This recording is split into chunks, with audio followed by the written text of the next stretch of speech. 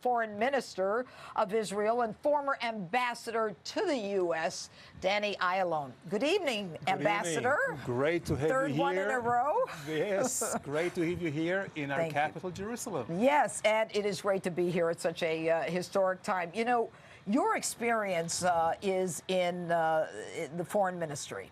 And over the time that you were working, I mean, you saw the hypocrisy that Ambassador Gilliman talked about, but even more than that, the history that precedes not just the president withdrawing from the Iran deal, but more significantly, the identification and recognition by the United States of Jerusalem as the capital of Israel. I think this is momentous. I think this is a watershed. I think this is historic resolution, historic decision that will change the course of history. And I think it was very courageous. He is the first president after so many who have promised and really did not make good on their promises.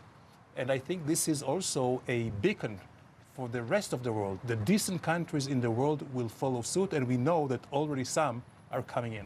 You know, I said in my opening statement that with the Obama administration, there was a vacuum created, and that Russia was able to establish itself as a regional player in the Middle East. Yeah. Now, with our withdrawal, we reestablish ourselves, I believe, as a dominant player in the Middle East.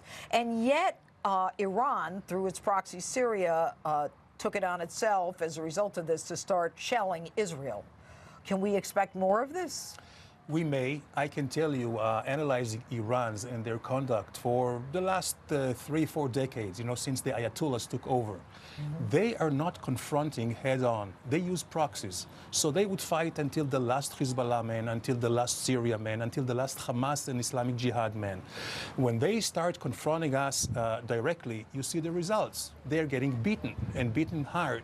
So I believe that at this point, they are not match to the IDF in terms of intelligence, in terms of our capabilities from air and other ways. And they will use more proxies. But I think the way to handle Iran is isolation. And I think more and more they're getting isolated in the region. You know, all the Sunni countries are, you know, against them because they know Iran is subverting them. Well, yeah. And you know, if history... You have to learn from history. I mean, look at the 67 war.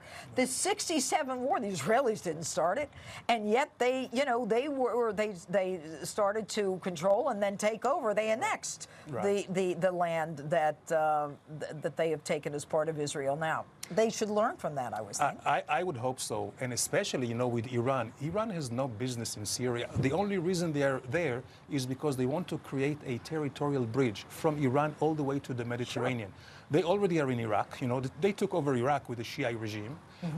They have Lebanon and the Hezbollah. In between, the link in between is Syria. That's why they are there, in order to attack us. We're not going to let it happen. We're not just to let them come in and threaten our population. So this is why, and we did not provoke it.